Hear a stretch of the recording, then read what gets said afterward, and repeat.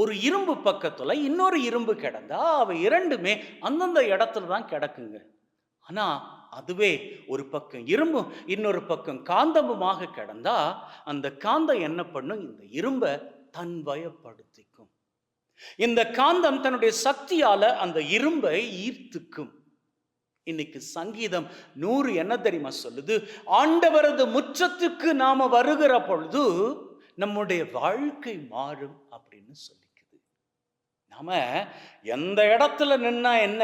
ஆண்டவரது பிரசன்னம் எல்லா இடத்திலும் தானே இருக்கிறது.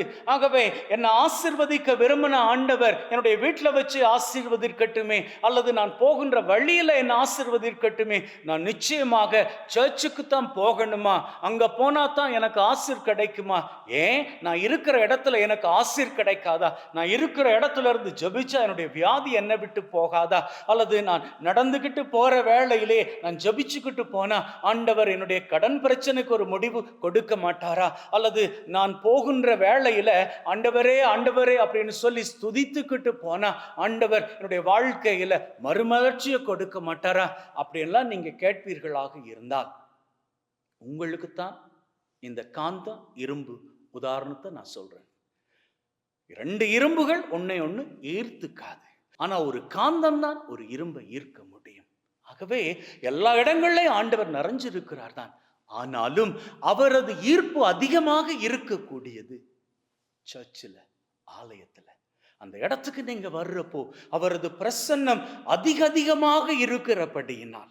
எதனால் அதிகமாக இருக்குது? ஏன்னா சர்ச்சில் தான் ஆண்டவரது உடலும் இரத்தமும் முழுமையாக திருப்பலியில திருநிலைப்படுத்தப்படுவது. அந்த இடத்துக்கு நீங்க வந்து ஜெபிக்கிற பொழுது, அங்கே ஆண்டவரது சக்தி உங்க மேல பாய்கிற பொழுது உங்களது தேவைகள் நிறைவேறும். உங்களது வியாதிகள் உங்களை விட்டு ஓடிவிடும். உங்களது கடன் பிரச்சனைகளுக்கான முடிவு ஆண்டவரால் காண்பிக்கப்படும்.